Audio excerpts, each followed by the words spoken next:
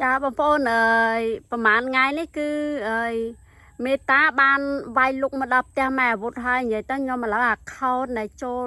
ផុសវីដេអូផុសរូបភាពនៅក្នុងเพจរបស់ម៉ែអាវុធមុខស្រុកស្រែហ្នឹងគឺបានខ្ទេចឬខ្ទឹមមន់កាយអីហើយក៏មានបងប្អូនជាច្រើនដែលគេតាំងនាមជាគេជាអ្នកជំនាញយកអា account Facebook ដែល disable ហ្នឹងមកវិញណាបងប្អូនកុំចាញ់បោកគេណាចា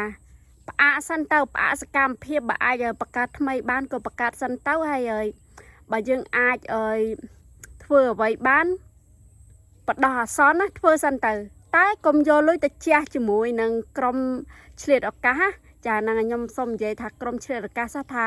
ដោយសារតែមិនទាន់ឃើញមានអ្នកធ្វើបានក្នុង24ម៉ោងយក account មកវិញបានទេបងប្អូនគឺមានតែអ្នកផុសថាបើមានបញ្ហា disable account ហ្នឹងតាក់ទងមកគេកម្រៃគឺគេយកចាប់ពី$500ឡើងហើយគេក៏បានដាស់តឿនយើងដែរថាបើសិនជាมันចាំបាច់มันសំខាន់มันបាច់ធ្វើទេព្រោះវាអស់លុយច្រើនគេអាចបើជើងគេដែលថាគេអ្នកជំនាញគេអ្នកល្បីដែរអញ្ចឹងគេយកចន្លោះ1Kឡើងចាហ្នឹងហើយបើអ្នកសាមញ្ញដូចថាចាក់ខ្សែអញ្ចឹងណានិយាយទៅចាក់ខ្សែហ្នឹងថាចាំដោះបានចាំឲ្យលុយគេចាតែមិនមែន24ម៉ោងមិនមែន8ម៉ោង10ម៉ោង5ម៉ោងហ្នឹងយកបងប្អូនបានទេគឺចាក់ខ្សែកំណត់ថ្ងៃចន្លោះពី180ថ្ងៃឬក៏ចន្លោះពី2សប្តាហ៍ចន្លោះពី1ខែអញ្ចឹងណាហើយចន្លោះពេលហ្នឹងគឺជាចន្លោះពេលដែលចាក់ខ្សែចាកាប់បំពង់រងចាំទឹកភ្លៀងចារងចាំដូចមេឃហូរទឹកភ្លៀងមកឬក៏ដាក់បំពង់ចាំទឹកត្រង់ទឹកថ្នោតអញ្ចឹងណាបើថ្នោតនឹងចេញគឺគេបានហើយដាក់ account មកខ្ញុំក៏ខូចដែរតែខ្ញុំបានឆែក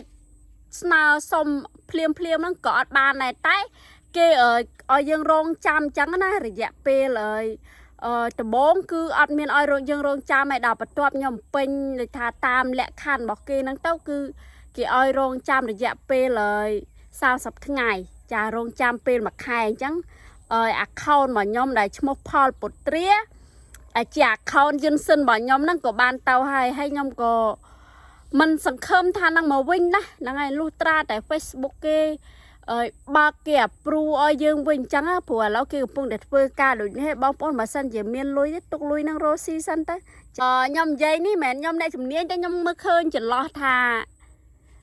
មានអ្នកកំពុងចាំត្រង់ទឹកភ្លៀងវាច្រើនណាចាប៉ុន្តែគាត់មិនបានកំណត់ថាក្នុង24ម៉ោងយក account Facebook នឹងមកវិញទេគឺគាត់ក្រងទីឲ្យយើងចាំរងចាំនិយាយទៅគឺថារងចាំនៅពេលដែលបានមកវិញចាំឲ្យលុយហ្នឹងគឺ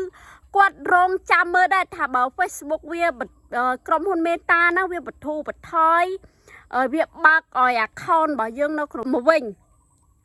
ហើយយើងដូចយើងចូលខ្សែគេចូលទ្រូគេណាគេកំពុងតែដាក់មាត់ប្រាស់ទ្រូរងចាំត្រីចូលហើយយើងនេះជាត្រីនេះយើងចូលក៏បានអត់ក៏បាន